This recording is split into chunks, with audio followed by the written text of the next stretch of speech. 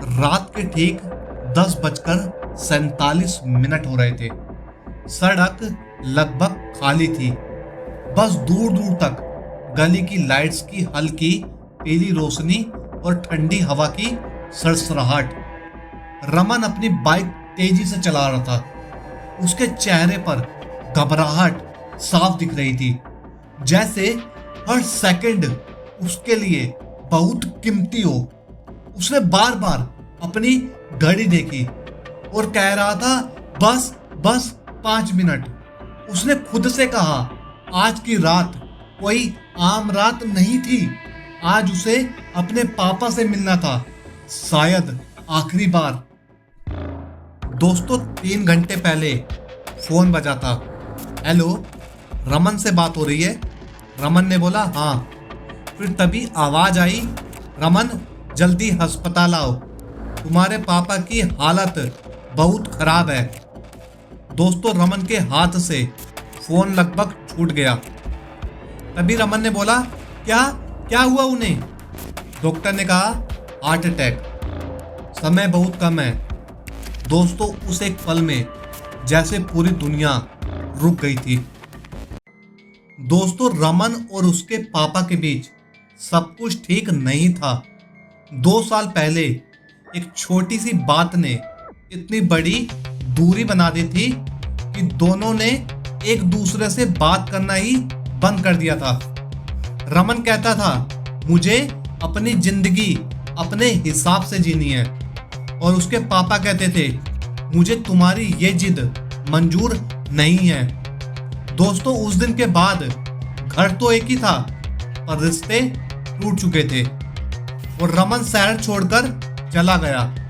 ना कभी फोन, ना मैसेज, ना कोई खबर। दोस्तों, लेकिन आज जब अस्पताल से कॉल आया तो उसे एहसास हुआ कि वो सब कुछ जो वो जीतना चाहता था, वो सब बेकार था। काश मैं उनसे बात कर लेता, काश मैंने माफी मांग ली होती। दोस्तों, ये काश अब उसके सीने में भारी पत्थर की तरह बैठ चुका था। दोस्तों, रमन की बाइक अब और तेज हो चुकी थी। हर रेड लाइट उसे दुश्मन लग रही थी। हर मोड़, हर स्पीड ब्रेकर जैसे उसे रोकने की कोशिश कर रहा था। उसका फोन फिर बजा। माँ का कॉल था। रमन ने कहा, हाँ माँ, बस पहुंचने वाला हूँ। और दूसरी तरफ से आवाज आती है रोने की, और माँ कह रही थी, बेटा जल्दी आओ, वो बार बार तुम्हारा नाम ले रहे हैं। दोस्तों, रमन की आंखों में आंसू आ गए और उसने एक्सीलेटर और तेज घुमा दिया। दोस्तों, अस्पताल बस अब 2 किलोमीटर दूर था, और उसने मन ही मन सोचा, बस थोड़ी देर और, प्लीज भगवान, बस उन्हें रोक लो। और दोस्तों, तभी सामने अचानक एक ट्रक आ गया। रमन ने जोर से ब्रेक मारा। टायर सड़क पर घिसते हुए चीख उठे। उसका दिल जैसे गले में आकर अटक गया। 1 सेकंड, बस 1 सेकंड का फर्क था। अगर वो थोड़ा सा और आगे होता तो शायद सब खत्म हो जाता। लेकिन दोस्तों, वो बच गया। उसने गहरी सांस ली और फिर से बाइक स्टार्ट की। नहीं, अभी नहीं रुक सकता। और वो आगे बढ़ा।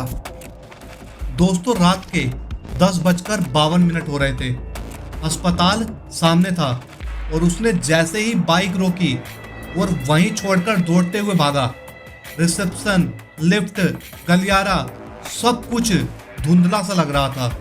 उसका दिल इतनी तेजी से धड़क रहा था जैसे सीने से बाहर आ जाएगा। दोस्तों, आईसीयू के बाहर उसकी मां खड़ी थी, आंखें सूजी हुई, चेहरा टूटा हुआ। रमन ने कहा, मां, पापा कहाँ हैं? मां ने उसकी तरफ देखा और कुछ नहीं बोली, बस आंसू बहते रहे। रमन का दिल डूब गया। तभी रमन ने बोला, बोलो ना मां, पापा कहाँ हैं? मां ने धीरे से आईसीयू के दरवाजे की तरफ इशारा किया, अंदर। दोस्तों, रमन ने दरवाजा खोला। अंदर मशीनों की बीप बीप की आवाज, सफेद रोशनी और बीच बेड पर उसके पापा कमजोर शांत जैसे सो रहे हों। लेकिन दोस्तों कुछ अलग था, कुछ बहुत गलत। तभी डॉक्टर रमन के पास आए। तुम रमन हो? रमन ने कहा जी। डॉक्टर ने गहरी सांस ली और कहा हमने पूरी कोशिश की, लेकिन उसके कानों में आवाज गूंजने लगी, लेकिन वो नहीं रहे। दोस्तों सब कुछ खत्म हो गया। रमन वहीं खड़ा रह गया, जैसे उसका शरीर पत्थर बन गया हो। नहीं, उसके मुंह से बस यही निकला। वो धीरे धीरे अपने पापा के पास गया। उनका हाथ ठंडा हो गया था। पापा मैं आ गया, रमन ने कहा। कोई जवाब नहीं। देखो ना पापा, मैं आ गया, पर खामोशी थी। दोस्तों उसकी आंखों से आंसू गिरने लगे। आप तो कह रहे थे कि मैं कुछ नहीं कर पाऊंगा। देखो मैं सब कर रहा हूं, मैं संभाल रहा हूं सब। बस एक बार आके खोल लो। लेकिन दोस्तों अब बहुत देर हो चुकी थी। माँ धीरे से अंदर आई।